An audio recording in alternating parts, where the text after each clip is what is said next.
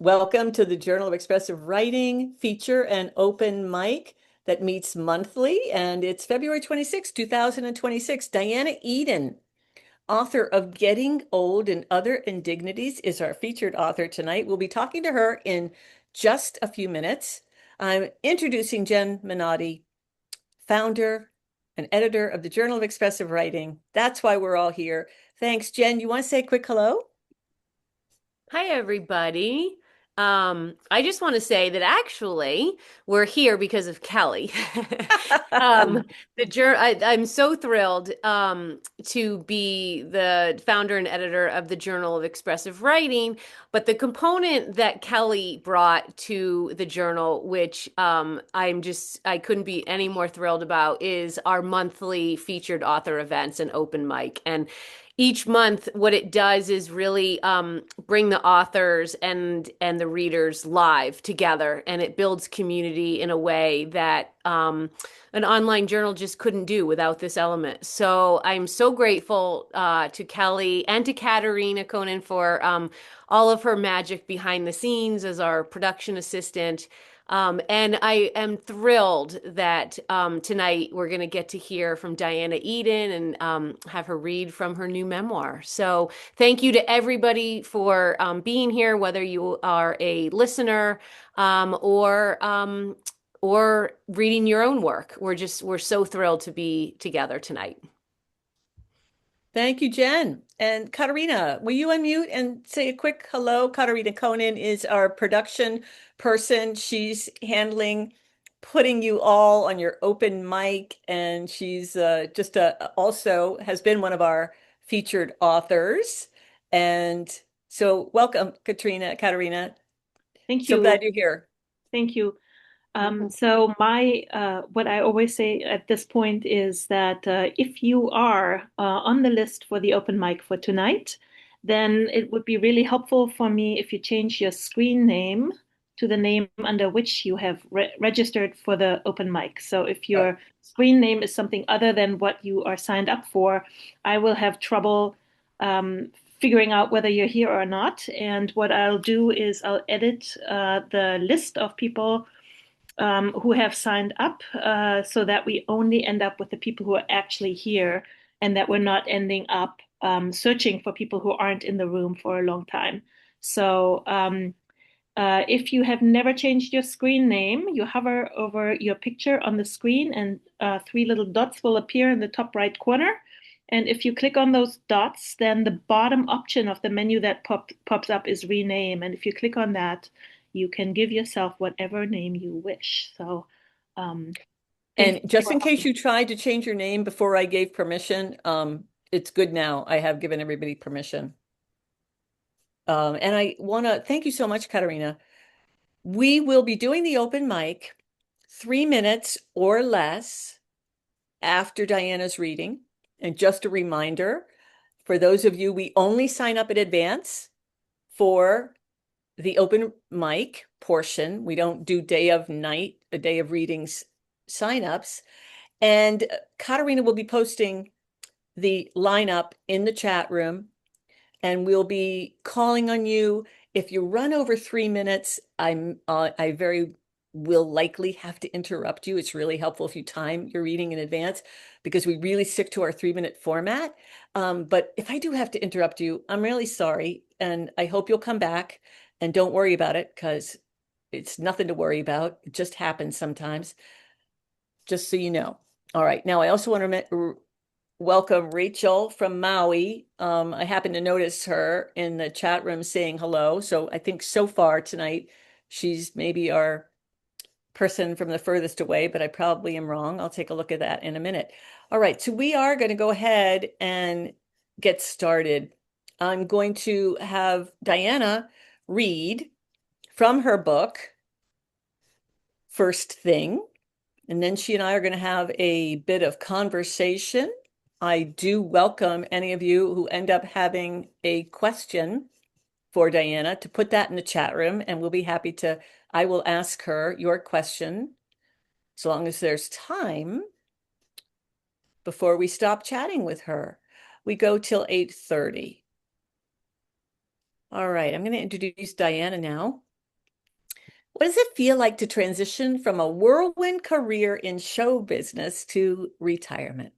From your 70s to your 80s. Diana Eden's first memoir, Stars in Their Underwear, recounted her storied career as a Broadway dancer, actress, and three-time Emmy-nominated costume designer, working with some of the world's biggest celebrities such as George Clooney, Reba McEntire, Diana Ross, and Betty White. In her second book, Getting Old and Other Indignities, Diana continues the story as she faces retirement from a glamorous career, the death of her husband, and her reinvention as a still working designer, university professor, traveler, and author, sharing with readers that it is possible to come back after loss and create a vibrant life in the later years. Diana says, I wanted to write this book to tell what it's like to face getting older in real time, including both the fears and the pure joy that comes with aging's wisdom, sense of humor, and self-acceptance.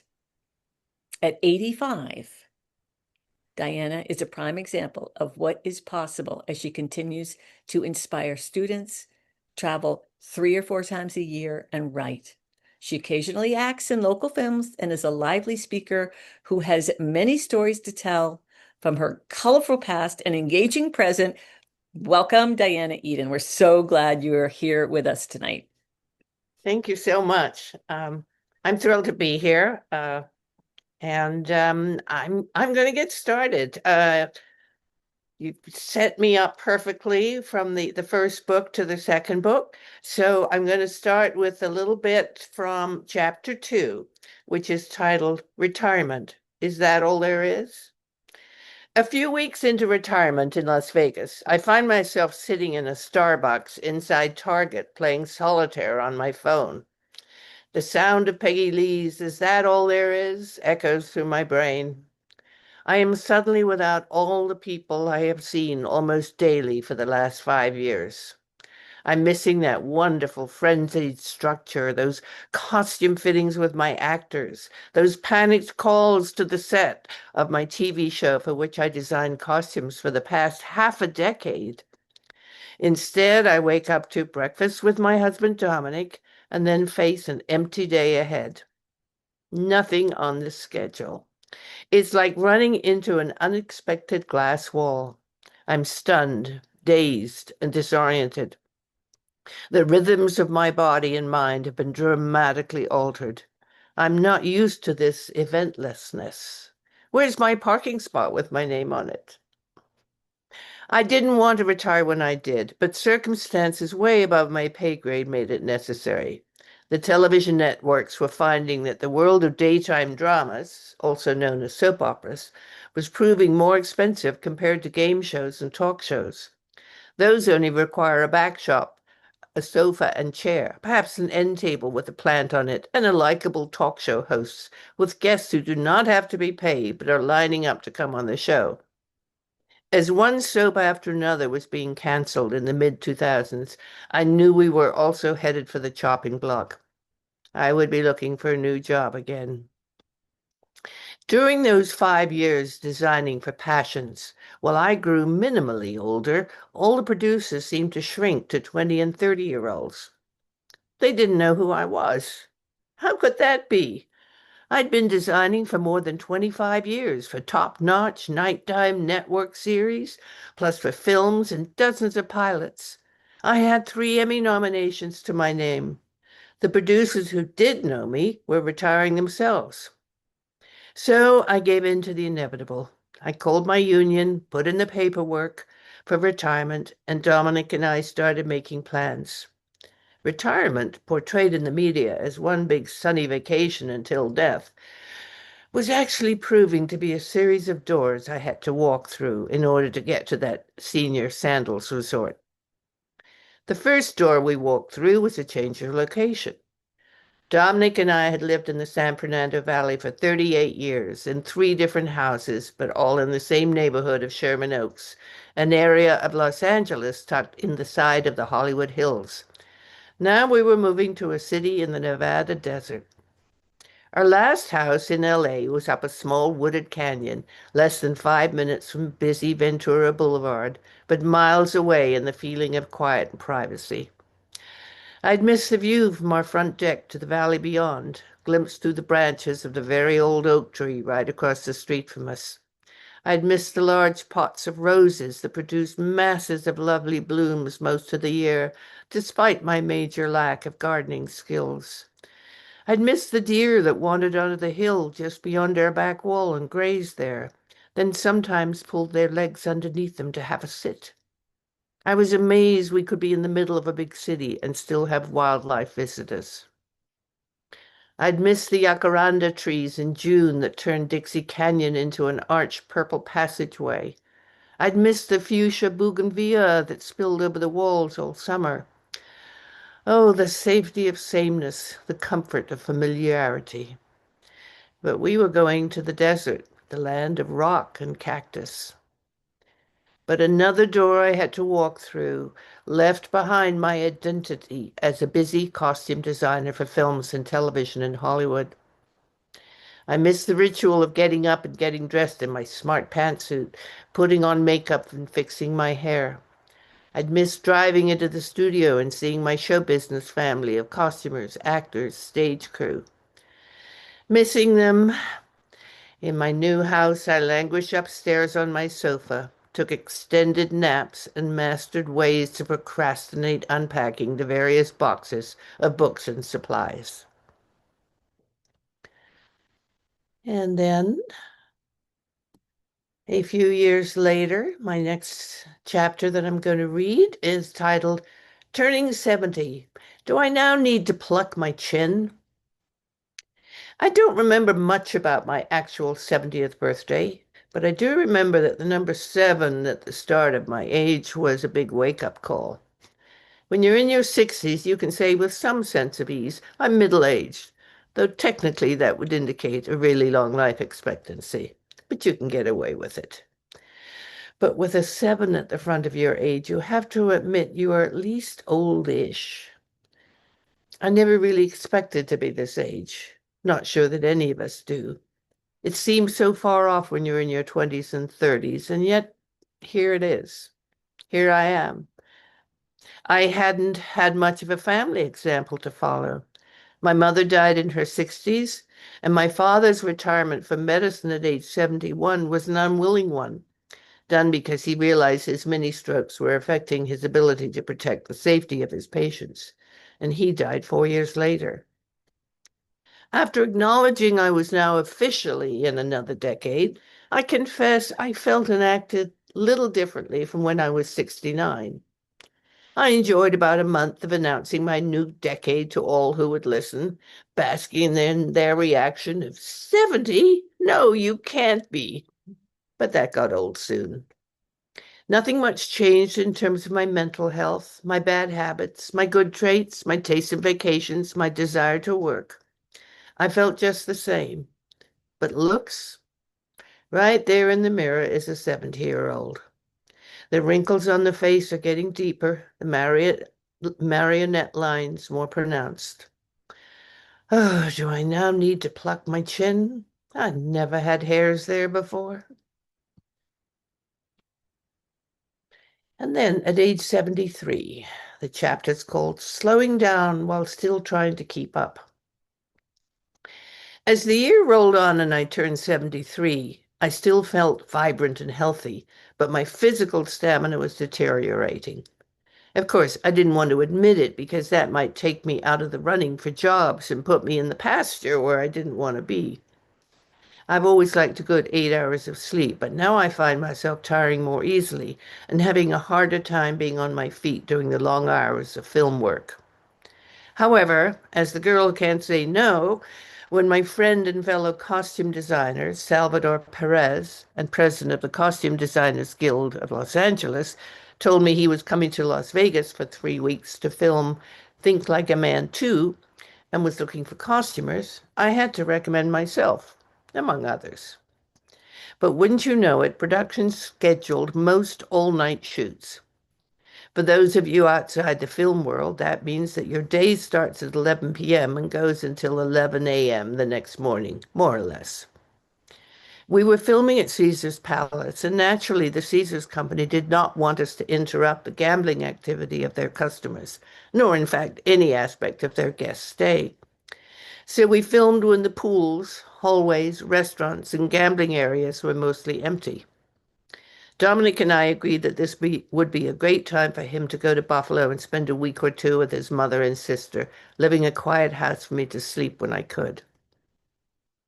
My first day's call was at 1 a.m. I tried to go to bed around 5 p.m.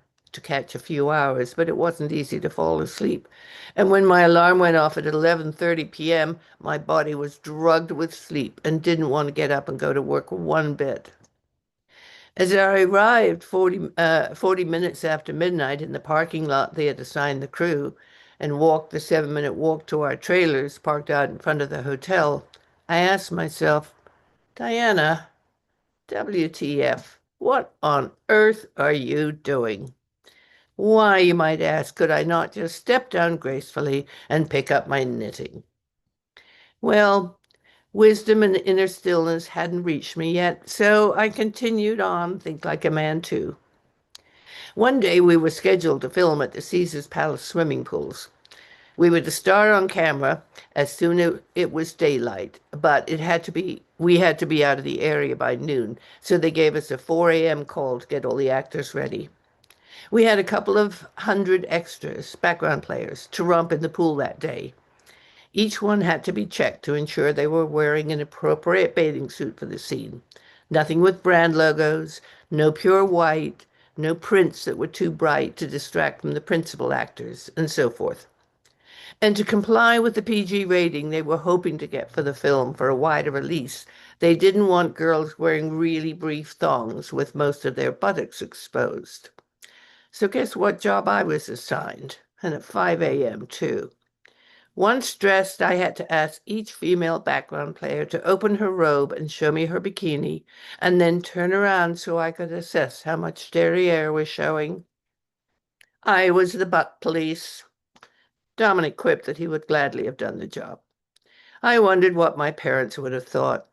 We put her through college, sent her to Europe, and for this, where did we go wrong? All right, that takes me through my 70s. And at 75, my husband died very suddenly and unexpectedly. I'm not reading now, I'm just giving you a little background. He was actually 13 years younger than me and very, very fit. So it was a terrible shock. And I do write quite a few chapters about his death and the day of and going to the mortuary and quite a bit. But the next thing I'm going to read you is from a series of chapters about how I had to kind of recover. So this one is Time to Redecorate. One of the first steps in my recovery was to reinvent my physical space. When faced by any loss, there's no point in trying to hold on to what was. It's best to welcome the space that opens up and fill it with something new. A few years before his death, Dominic decided the abundance of Las Vegas beige on every wall was too much for him. We need an accent wall, he said, and I agreed. After work, I went and returned to one large wall painted rust with a slight sheen to it. I liked it. Our living room sofa was dark brown leather and worked well with the new color. My taste was very different from his, much lighter and brighter. However, I always felt that part of being married was to try and compromise on things, and some battles were not worth fighting. But besides, I got to go and do the work that I loved and come back to a home-cooked meal, so it seemed like an okay arrangement. It was one of the few big compromises I made in our marriage. I often wished he could be one of those husbands who said, "Darling, do whatever you want. I have no understanding of interior design." I thought since I was a costume designer and understood color and textiles and shape, my opinion would count for a lot. But he also had strong opinions. I considered myself lucky that I got my way in most areas, where we went on vacation and when, what movie we'd see on Sunday, even what I wanted for dinner. So I let him win when it came to the look of our home's interior. A few months later, he said, "That rust wall is too dominating. I think we need another wall painted." So I agreed. Another large wall in our living room became gold. Next, he painted our bedroom and bathroom blue. I like blue, but the blue turned out to be so bright we could hardly sleep. It felt like a schoolroom that should have cut-out giraffes of orange and yellow poster paper and other brightly colored playful animals on the wall. He realized it too. Back to the paint chips. The only color left in this limited set of luminous paints was brown. Brown? Like a copper penny, he said. Brown indeed. I hate brown, but brown it was. So I swear I'm the only person on earth, other than natives in mud huts, to sleep in a shit brown bedroom. On my own, I can finally repaint. I choose a cornflower blue that feels like spring. It's glorious. On the walls, I hung a collection of small watercolors I collected on my travels, all, not surprisingly, from warm climates. I have the Pont d'Avignon from sunny southern France, a whitewashed street in Mykonos, a stilt walker from St. Croix. And so bit by bit, I recreated my space, more open, more light, more feminine. The house became more mine and less ours. It was a bittersweet feeling. And then, turning 80, a spectacular celebration. When I turned 80, I thought it was a huge deal. I wanted to plan a spectacular celebration with friends and family. I wanted money to be spent with wild abandon. I treated it as if no one had ever turned 80 before. I guess I was shocked that it was happening. I mean, I didn't have an image of myself as an 80-year-old. I'd managed to accept 70 years and then, reluctantly, 75. But 80, that was old. What was 80 really going to be like? How would I be? Was this the beginning of the end, the last vestiges of usefulness, of energy, of any kind of good looks? Was it just a waiting game until I went into the next world?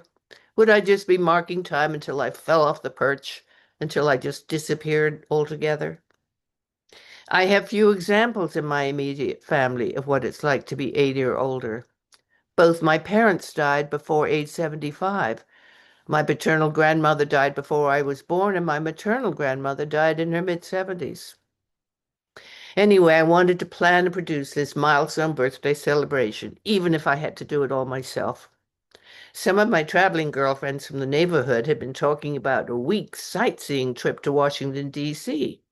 Why not combine it with a birthday celebration for me? I queried.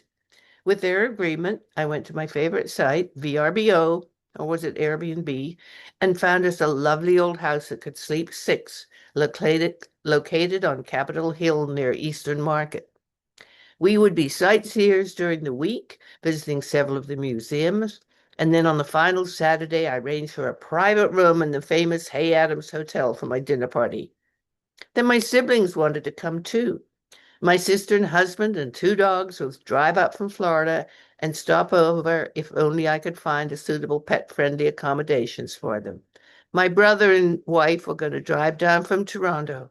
Then my two favorite nieces agreed to shirk their jobs and motherly duties, leaving husbands and kids behind and fly down too. And one of Dominic's nephews to the mix, and we were a party of 12. Now I was ecstatic. For the first time in many years, I was going to celebrate my birthday with both family and friends. I was going to pay for a lot of it, but I didn't care. This was a dream come true.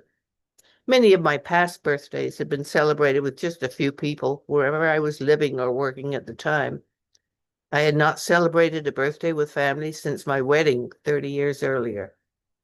This was to be a blessed time when I could not only be the center of attention, which God knows I do love, but also feel the love of my siblings, nieces, nephews, and special people in my life. But then, on March 20th, 2020, it happened. COVID-19. The world slammed on its brakes and ground to a halt. The suddenness of the shutdown was shattering. One day, Las Vegas was the usual city of lights, the Strip dazzling with its marquees advertising A-list performers, and its street teeming with tourists of all ages, colors, and ethnicities. Overnight, the Strip became deserted as all the casinos were closed and locked up. The neon went out. Driving down Las Vegas Boulevard was like passing through a ghostly, deserted playground in some kind of dystopian future. At first, everyone said, "Don't worry, it'll all be over by May." May being my birthday. But of course it wasn't. And what was worse, we didn't know when or if it would be. When you're in the middle of something this traumatic, not knowing the end date can be terrifying. My birthday became insignificant in the grand scheme of things and quite unspectacular. But it seems I turned 80 anyway. My friend Ruth had me and a couple of others over for meatloaf and cake. For gifts, I received toilet paper and the very hard to find Clorox wipes.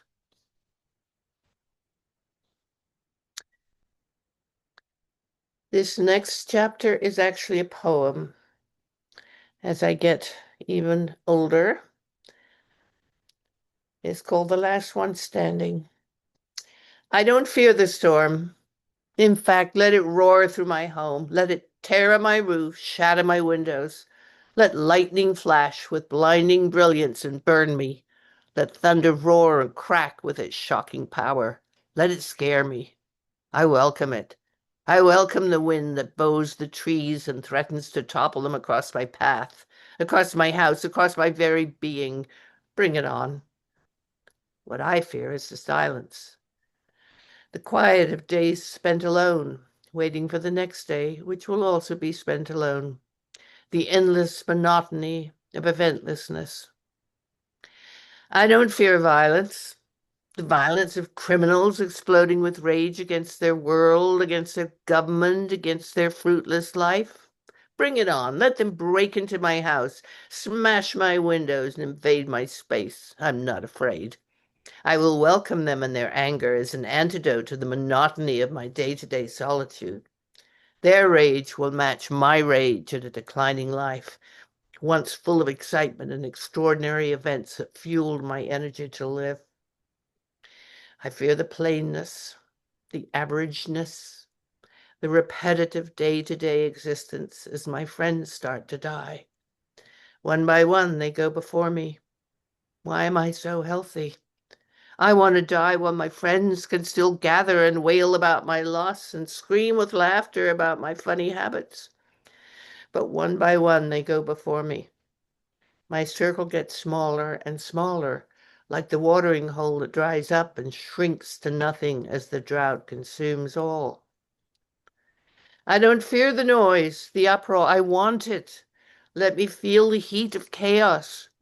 I fear more the coldness of long days wrapped in a shawl to keep out the drafts of the shrinking world, where my only humans are my patronizing nurses who say, "How are we today?" People in the next room watch television with dead-eyed stupor, watch shows that blare false energy and excitement over guessing the price of a refrigerator. I fear the quiet. I fear the loss. I fear being the last one standing. I fear others making decisions for me. We know what's best for you. I fear losing physical agility. I fear losing mental acuity. I fear losing joy. I fear losing the energy that comes from feeling useful and creative. Let me have just enough freedom to walk out into the desert alone. Let me not lie down under a gnarly tree and let the sun bake down on me until I can't stand the heat any longer. Let me relinquish my last breath. Then let the wild animals come and tear me apart. Let them feast from my body, break my bones, and lick my blood. At least I will live again in the arteries and veins of a mountain lion, alive to crawl along a mountain ridge at dawn. The first time I read this poem, the last one standing, was at the summer writing conference of the International Women's Writers Guild in 2024. I was worried that it might be too self-indulgent, too intense. But as I looked out into the audience, I could see women nodding their heads. And I knew that I was not alone, and that many of us have to face this fear head on. In fact, this fear is what inspired me to write this book. That's it.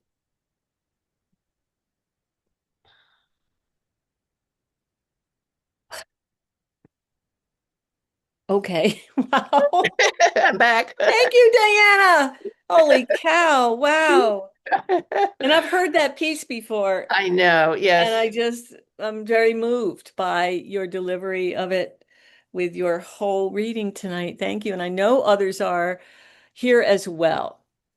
I am going to encourage um, our participants to please put a question in the chat room if you want.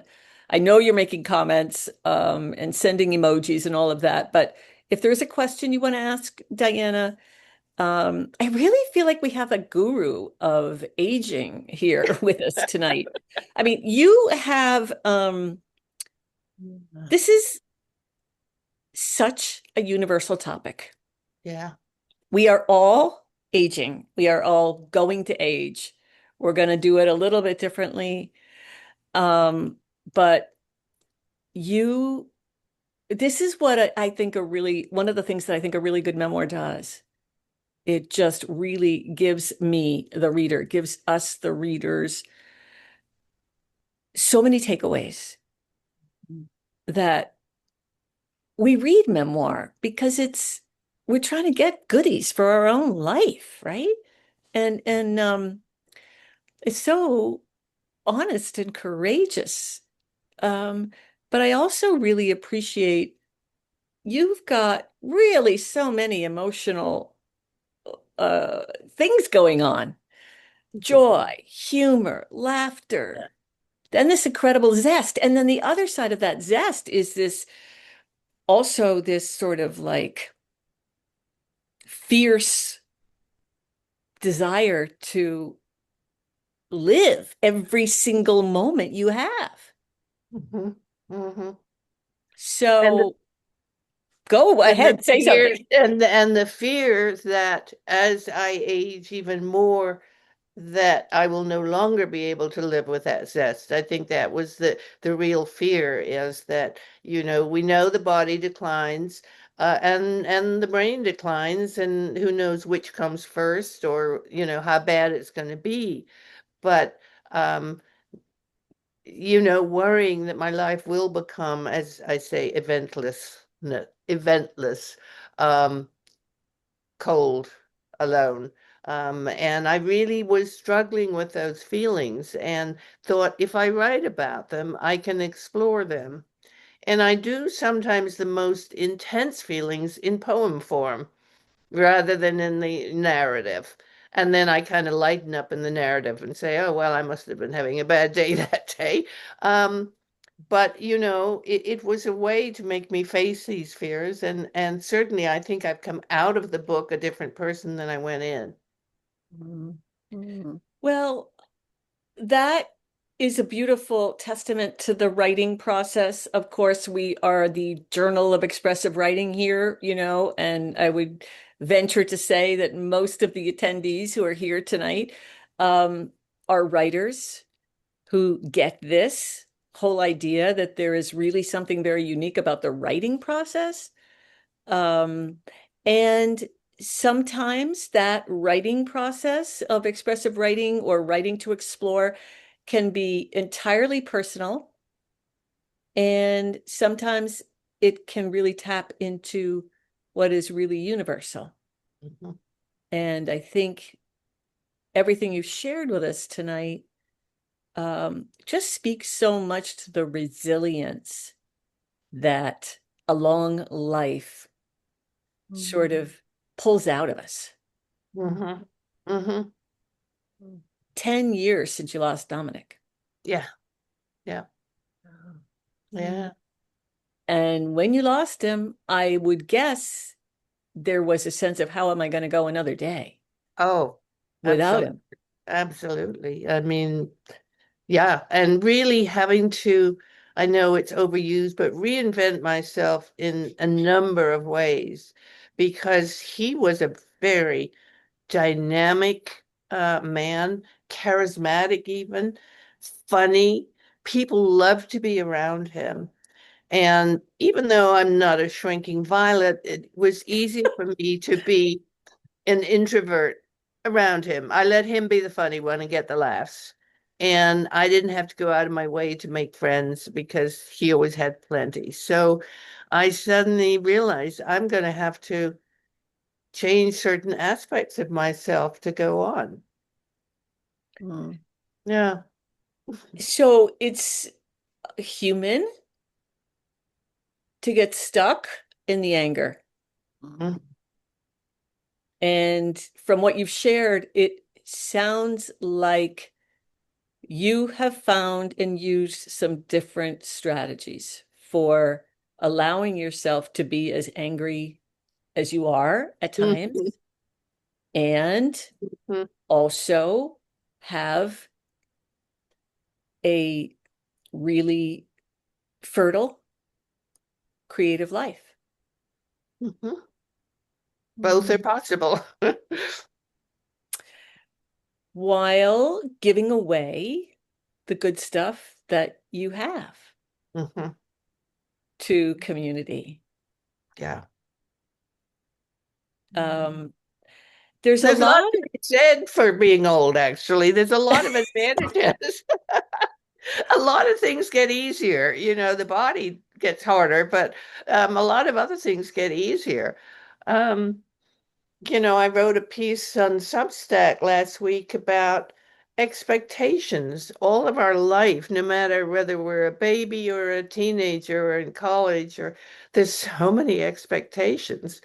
And now nobody has any expectations of me, which is very freeing. And I don't have that many expectations of myself either. So it's kind of a relaxing, letting go of the struggle. And so that's definitely one of the benefits of getting old. did expectations that you either felt were there or just imagined were there inhibit your writing process? No, I don't think so. I Why do don't you think that is? because it was very personal. I think if I were writing, an article for a magazine or a treatise for the university or something, I would think, oh gosh, this better be good. Um, but this was basically, here's what I'm going through. Here it is. Good days, bad days, warts and all.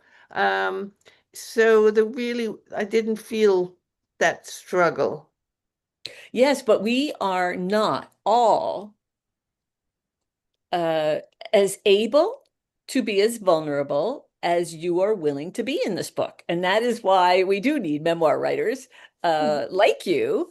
Um, so you've taken your ability, it seems like, to your willingness, your gift for being vulnerable and transparent about your emotional state. And Mm-hmm. you've really created that as something that can be, I think, useful or meaningful to other people. I mean, I'm seeing a lot of comments coming through in Yeah, the chat yeah. room on this topic of, but I also think what's so wonderful in being in like a group listening experience like this, or in any kind of a group experience where we have community, that once that one person says, I'll say the vulnerable thing, I'm going to Mm, go there.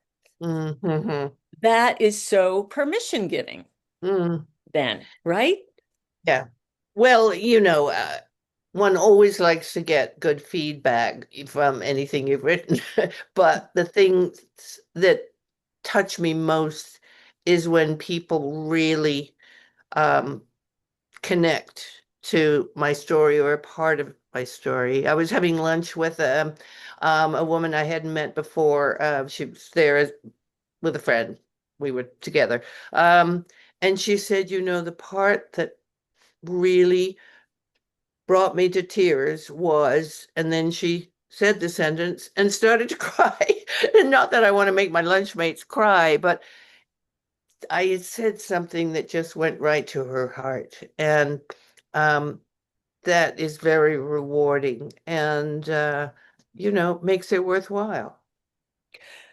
Yes, that willingness to be the person who's willing to like deepen the conversation is Hmm.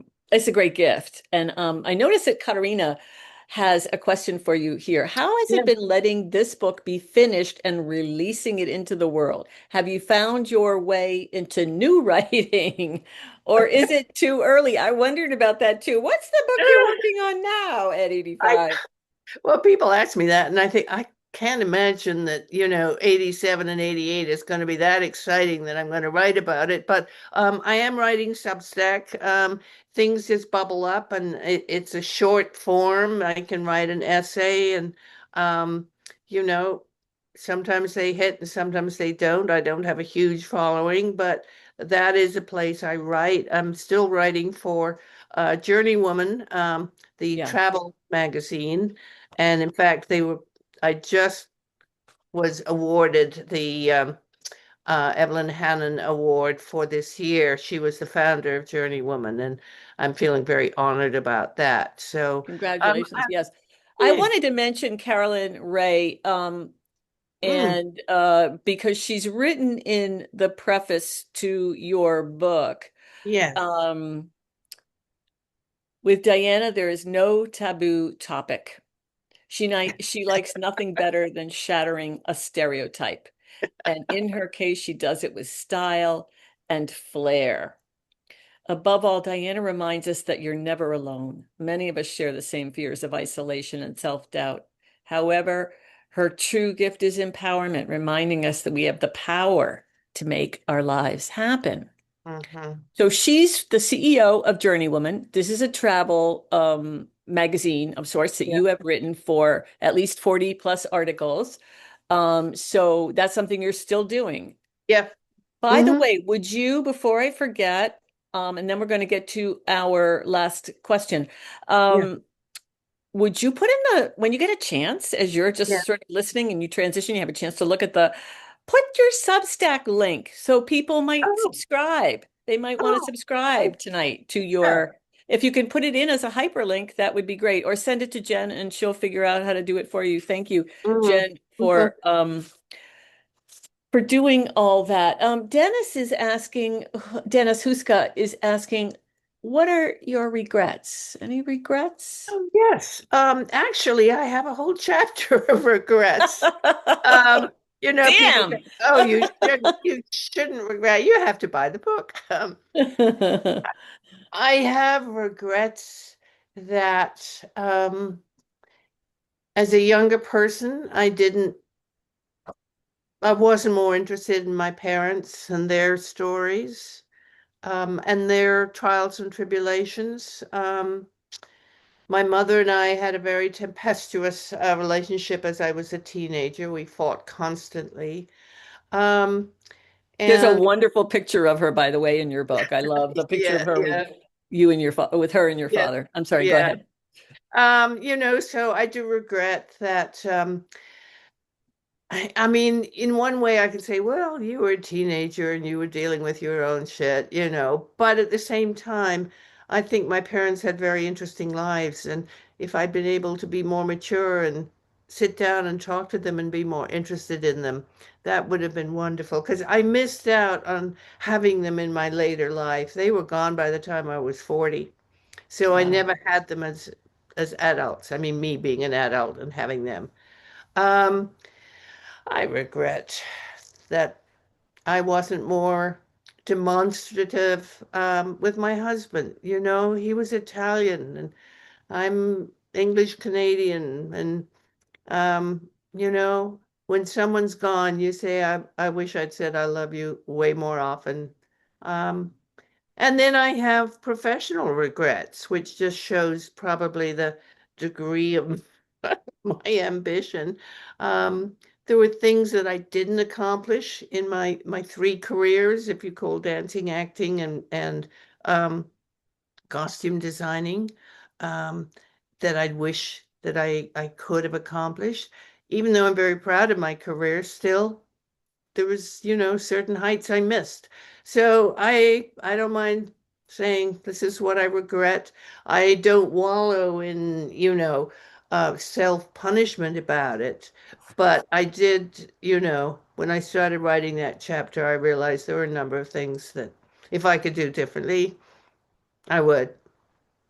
I want to mention, Diana, one more thing before we move into the open mic. No taboo topics. You talk about death, your own Mhm, death, mhm. your perhaps your feelings about your own death, your imagination about your own death. And I just want to mention for potential readers, for my good death, Diana writes in the last chapter, I have a scenario. And I was very moved by that. Mm, And as I was with your whole book. So I encourage everybody to get a copy of Getting Old and Other Indignities by Diana Eden. Wow, thank you. What an inspiration. It's so wonderful. I thank knew you working on this book for so long. mhm. It takes so much to get a book in print and to get a book out there in the world Yeah, and then to be here in front of us talking about it. thank you. Thanks. Thanks. Okay, we are going to move now into our open mic.